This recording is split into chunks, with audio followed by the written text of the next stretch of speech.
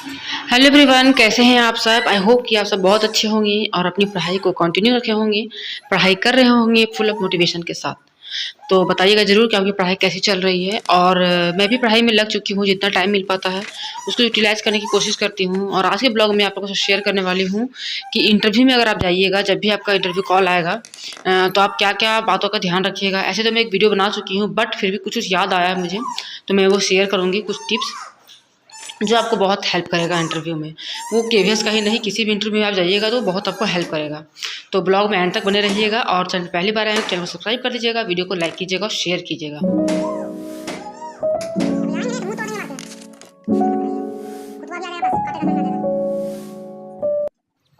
आप एक चीज़ नोटिस भी कर रहे होंगे कि मेरा ब्लॉग कंटिन्यू नहीं आ पा रहा है, जिसके पीछे यही रीज़न है कि जो मोबाइल है मेरा, वो अगर बेबी देख लेती है तो वो उसको चाहिए होता है और वो केवल मेरा ही मोबाइल मांगती है। घर में किसी और का मोबाइल उसको नहीं चाहिए, उसको केवल मेरा ही मोबाइल चाहिए। और इतना मतलब आप समझ सकते हैं कि मैं व्हाट्सअप खोल के तक भी नहीं देख पाती हूँ कि व्हाट्सअप में किसका या किसी को मैसेज करना है तो कुछ भी मैं नहीं देख पाती हूँ। इवन आप लोगों का कमेंट्स भी नहीं देख पाती हूँ कि क्या आप लोगों ने कमेंट्स किया है या क्या मेरा मतलब ब्लॉग कैसे जा रहा है, नहीं जा रहा है, वीडियो वगैरह कुछ भी नहीं देख पाती हूँ। इतना मतलब मोबाइल को अपने ये रखती है। बहुत डिफ़िकल्ट हो जाता है, बहुत डिफ़िकल्ट हो रहा है अब तो, और भी डिफ़िकल्ट हो रहा है मेरे लिए कि मैं आप लोगों तक वीडियो नहीं बना पा रही हूँ। और वीडियो बनाने से ज़्यादा कि मैं मोबाइल से पढ़ नहीं पा रही हूँ। मैं ये नहीं जान पा रही हूँ कि यूट्यूब में भी क्या चल रहा है, लोग क्या पढ़ाई कर रहे हैं, क्या सजेस्ट कर रहे हैं, वो मैं नहीं जान पा रही हूँ कुछ भी।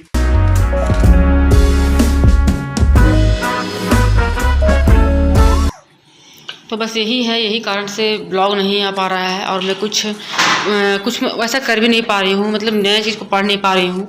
तो अभी मैं क्या कर रही हूँ कि अपनी पढ़ाई को तो कंटिन्यू रखना ही है। अगर आप कॉम्पिटिटिव लाइन में आए हैं तो आप एक ही एग्ज़ाम दे के हार नहीं मान सकते हैं। आपको डे बाय डे आपको कभी आपको सक्सेसफुल सामना करना पड़ेगा, कभी आप अनसक्सेसफुल होइएगा, बट आपको जो अपनी पढ़ाई है उसको जारी रखनी होगी। तो और ऐसे भी मेरा 2-3 फॉर्म और फिल किया हुआ है झारखंड का, तो उसमें है कि एग्ज़ाम ये हो गया था, कैंसिल हो गया था, बट वो कभी भी हो सकता है, कभी भी कंडक्ट कराया जा सकता है। तो मैं कोशिश करती हूँ कि मैं उसको भी थोड़ा-थोड़ा करके पढ़ती रहूँ, क्योंकि और सब पीजीटी लेवल का ही मेरा है। तो पीजीटी लेवल का इसलिए ये फ़ायदा होगा मेरे लिए, क्योंकि मैं केवीएस से पीजीटी ही की थी और इससे पहले भी पीजीटी का ही फॉर्म भरी थी। तो पीजीटी हो जाता है क्या कि थोड़ा-सा मेरे लिए ईज़ी हो जाता है। तो उसको भी कंटिन्यू रखना है और बस यही है। टाइम तो बहुत मुश्किल से मिलता है, लेकिन जब जब आपको टाइम मिलता है, भले ही वो 1 मिनट का टाइम मिले, 2 मिनट का टाइम मिले, वो आप उसको यूटिलाइज़ कीजिए। इसके अलावा आपके पास दूसरा कोई ऑप्शन नहीं है। आप सोचिएगा कि 1 घंटे पढ़ूँगी बैठ के, तो इट्स नॉट पॉसिबल, ठीक है? बिल्कुल भी नहीं है। मैं अपने एक्सपीरियंस से बताती हूँ कि ये पॉसिबल नहीं है।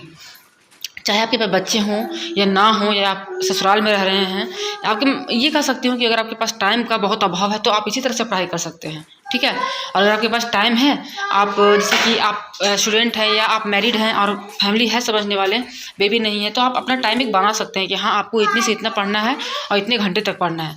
But you are busy person, तो आपको अपना टाइम खुद ही निकालना होगा, जिस तरह से मैं निकालती हूँ। और मैं आपको यही सजेस्ट करूँगी कि अगर आप टीचिंग लाइन में आ चुके हैं, जैसे कि टीचिंग एग्ज़ाम आप दे रहे हैं या फॉर्म भर रहे हैं, तो अगर आपका पॉसिबल हो सके तो आप टीचिंग करना भी स्टार्ट कर दीजिए। इससे आपको बहुत हेल्प मिलेगा। देखिए, पढ़ना मुश्किल नहीं है, पढ़ाना मुश्किल है। लोगों के सामने आपको फेस करना आपके लिए बहुत मुश्किल हो जाता है, ठीक है? आप घर में पढ़ लीजिएगा, एक दिन में आप 40 क्वेश्चन याद कर सकते हैं, बट आप सामने वाले को अगर 2 क्वेश्चन में अच्छे से पढ़ा लेते हैं तो वो आपके लिए ज़्यादा मायने रखता है।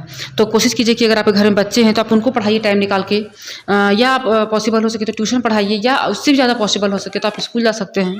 देख लीजिए, स्कूल छोटा या बड़ा हो, मायने ये रखता है कि आप जाके पढ़ाएँ, आप घर से बाहर निकलें, ये इंपॉर्टेंट है, ठीक है? तो मैं तो यही सोच रही हूँ, यही करूँगी। अभी नहीं, लेकिन करूँगी, क्योंकि अभी जाने के बाद फिर मेरा छूट जाएगा, क्योंकि मैं बहुत 2-3 मेरा स्कूल में हो के मेरा छूटा है। तो अब मैं वो काम करने से डरती हूँ कि देखिए बहुत ज़्यादा डिफ़िकल्ट हो जाता है, ठीक है? तो वही मैं सलाह दूँगी आप लोगों को। और अपनी पढ़ाई को करते रहिए, जारी रखिए अपनी पढ़ाई को। अपनी पढ़ाई को ये मत कीजिए कि आज नहीं पढ़ूँगी, कल पढ़ूँगी, आज टाइम मिला। अगर आप ऐसे कीजिएगा तो कभी नहीं पढ़ पाइएगा। ऐसे बोलूँगी कि अगर आप इंटरव्यू की तैयारी में लग गए हैं, तो होता क्या है कि बहुत कन्फ्यूजन हो जाता है कि क्या फ़ॉलो करें, क्या पढ़ें, ऐसा कैसे परफ़ॉर्म करें। इस चीज़ को लेके क्या होता है, जनरली क्या होता है कि हम लोग बहुत भागते हैं इंटरनेट के पीछे, ये सर्च करना, वो सर्च करना। इससे क्या होता है कि आपका टाइम भी बर्बाद हो जाता है और आपके अंदर वो कॉन्फिडेंस जो आना चाहिए, वो नहीं आता है। तो सबसे पहले जो इंटरव्यू में आपके लिए जो मोस्ट इंपॉर्टेंट थिंग है वो आपका है कॉन्फिडेंस, ठीक है। नॉलेज और प्लस कॉन्फिडेंस आपका बहुत इंपॉर्टेंट है, उससे भी ज़्यादा इंपॉर्टेंट है कॉन्फिडेंस, ठीक है। अगर आपके पास नॉलेज है और आपके पास कॉन्फिडेंस नहीं है तो आप वहाँ पे परफॉर्म नहीं कर पाइएगा। तो आपके अंदर कॉन्फिडेंस होना चाहिए। आप ये सोच के जाएं कि वहाँ जितने भी लोग बैठे हुए हैं, जितने भी कैंडिडेट बैठे हुए हैं, सबका एक ही हालत है, ठीक है। सबका सेम सिचुएशन है, बस आपको ये सोचना है। और अगर आपको घबराहट लगे, डर लगे, तो कोशिश कीजिएगा कि आप हाथ को ऐसे बंद करके ही बैठिएगा, ठीक है। और थोड़ा सा जैसे कि रूम के बाहर जैसे आप वेट कर रहे होते हैं तो आपको ऐसे करके थोड़ा टाइट करके बैठना है, तो थोड़ा आपको अंदर से कॉन्फिडेंस आएगा, ठीक है। और जब आप इंटरव्यू में बैठिएगा, जब चेयर में बैठिएगा, जब आपको मिलेगा, तो हाथ से जोर से चेयर को थोड़ा पकड़ कर रखिएगा, टेबल को थोड़ा पकड़ कर रखिएगा, मतलब थोड़ा सा अपने आप को फोर्स कीजिएगा थोड़ा सा। उससे क्या होगा कि आपको अंदर से कॉन्फिडेंस आएगा, ठीक है। ये हो गया। प्लस ये हो गया कि आप कंफर्टेबल ड्रेस पहन के जाइएगा। ऐसा नहीं कि आपको मतलब आपको जाना है, जैसे कि आपको साड़ी नहीं पहन पाते हैं आप, और आप सोचते हैं कि नहीं साड़ी में अच्छा लुक आएगा या अच्छा सामने वाले पे इफेक्ट पड़ेगा, और आप कंफर्टेबल नहीं रहेंगे उसमें, तो बहुत प्रॉब्लम होगी, ठीक है। जैसे कि मैं अपनी बताऊँ तो मैं साड़ी में कंफर्टेबल फील नहीं करती हूँ, बट इन केस जहाँ जरूरी है वहाँ मैं पहन लेती हूँ और हैंडल कर लेती हूँ, ठीक है। लेकिन बहुत लोग ऐसे हैं जो हैंडल नहीं कर पाते हैं, तो वहां पे आप अपना देख लीजिएगा कि कंफर्टेबल ड्रेस ही पहन के वहां जाइएगा, ठीक है। थर्ड चीज ये है कि जैसे कि हम लोग इंटरव्यू में जाते हैं या एग्जाम में आते हैं तो थोड़ा पूजा पाठ करके तो ऑब्वियसली जाते ही हैं, तो बहुत लोग टीका वगैरह ज़्यादा जैसे कि ओवर मत कर लीजिएगा। थोड़ा सा हर चीज़ का एक लिमिट होता है, तो आप पूजा पाठ करें, टीका लगाएं, लेकिन इतना भी ओवर ना कर लें कि सामने वाले को दिखावा लगे, ठीक है। तो दिखावा भी नहीं लगना चाहिए। प्लस ये है कि आप वहाँ बिल्कुल ऑनेस्ट रहिएगा, ठीक है। आपसे जो सवाल किया जाएगा वहाँ पे, अगर आपको उसका आंसर नहीं पता होगा तो आप एक वर्ड में बोल दीजिएगा सॉरी सर, ठीक है, आई कांट रिकॉल, ठीक है। तो ये नहीं कि आपको उलझाना नहीं है उनको, इससे क्या होगा कि आप वहाँ पे अच्छा नहीं बनेगा, वहाँ पे आपको खराब इम्पैक्ट ही पड़ेगा। और सबसे बड़ी बात यह है कि आपसे जनरली क्वेश्चन ही पूछा जाएगा, why you want to become teacher, या ये पूछा जाएगा, ये क्वेश्चन बहुत जनरल रहेगा, ठीक है। ये पूछा जाएगा कि आप जो बदमाश बच्चे होंगे क्लास के दौरान उनको कैसे शांत कीजिएगा, या सपोज दैट आप पढ़ा रहे हैं और बच्चे बदमाशी कर रहे हैं, शोर कर रहे हैं, तो उनको कैसे उनको कैसे हैंडल कीजिएगा। तो इन सब चीज़ों को क्वेश्चन का ध्यान रखिएगा। और जवाब देना चाहें तो आप ये भी दे सकते हैं कि जब भी क्लास में पढ़ाऊंगी तो पढ़ाई के दौरान मैं उनसे क्वेश्चन आंसर करूंगी, जो भी पढ़ाऊंगी उससे मैं क्वेश्चन आंसर करूंगी। क्वेश्चन आंसर जो मेथड होता है वो बहुत इंपॉर्टेंट होता है ड्यूरिंग टीचिंग, ठीक है।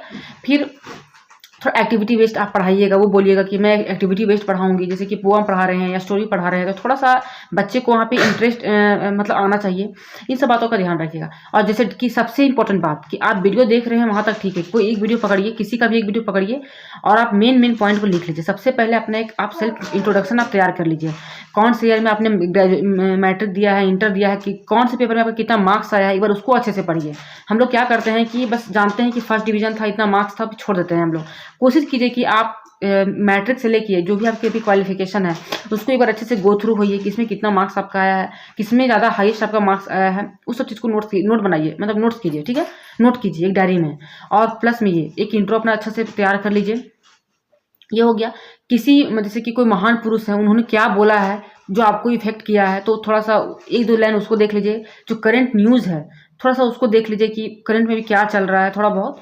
ये हो गया। और ज़्यादा कोशिश कीजिए कि जैसे आप केवीएस में जा रहे हैं देने इंटरव्यू, तो केवीएस का जितना बैकग्राउंड है उसके बारे में जैसे जानिए कि केवीएस का स्थापना कब हुआ था, केवीएस का फुल फॉर्म क्या है, या बहुत सी ऐसी चीज़ें जो केवीएस के बारे में आपको जानना चाहिए। ये हो गया। फिर आपसे ये पूछा जाएगा कि आप जैसे कि मैं अपनी बताऊं, जैसे मैं मैरिड हूँ, मेरे पास बेबी है, और सपोज दैट पूछ दिया जाए कि बाई चांस आपका जॉब हो जाता है तो क्या आप फैमिली को कैसे मैनेज कीजिएगा, बच्चे को कैसे मैनेज कीजिएगा, तो वहाँ पे आप जवाब देने के लिए तैयार रहिएगा, ठीक है। तो वहाँ पूछा ही जाएगा, वो बहुत घुमा के क्वेश्चन करेंगे ही। और ये केवल केवीएस में नहीं, हाँ, ये हर जॉब में आजकल होता है, ठीक है। क्योंकि वो पहले आपको जानना चाहते हैं कि आप कितना सेक्रीफाइस कर सकते हैं, कितना आप बैलेंस बना सकते हैं। कहीं ऐसा तो नहीं कि आपके अंदर घर परिवार से ज़्यादा आपको जॉब के लिए आपके अंदर क्यूरियोसिटी है, या जॉब से ज़्यादा परिवार को टाइम देंगे, या आप दोनों को बैलेंस करके चलेंगे। तो कोशिश कीजिएगा वहाँ आप ये बताने की कि आप दोनों को बैलेंस करके चलिएगा। Your first priority is your family, ठीक है।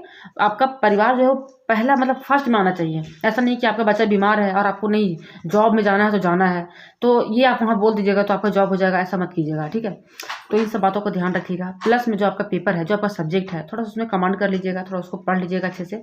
और सबसे इंपॉर्टेंट बात कि आप एडम एंड फ्रेजेस पढ़ लीजिएगा, हिंदी इंग्लिश दोनों का, थोड़ा सा वोकैब्स को पढ़ लीजिएगा। इन सब बातों का ध्यान रखिएगा, ठीक है। तो आई होप आपको ये वीडियो आपके लिए हेल्पफुल रहा होगा। अगर रहा है तो एक लाइक, एक कमेंट और शेयर कर सकते हैं आप। और चैनल पे पहली बार आए तो चैनल को सब्सक्राइब कर लीजिएगा। और अपना सुझाव भी दे सकते हैं, आप जो सजेशन देना चाहते हैं। मेरे पास जो सजेशन था वो मैं आपको दे रही हूँ, और अगर आप लोग के पास कोई सजेशन है मेरे लिए तो प्लीज़ आप दे सकते हैं। तो इसी थॉट के साथ इस वीडियो को मैं यहीं पे एंड करूँगी।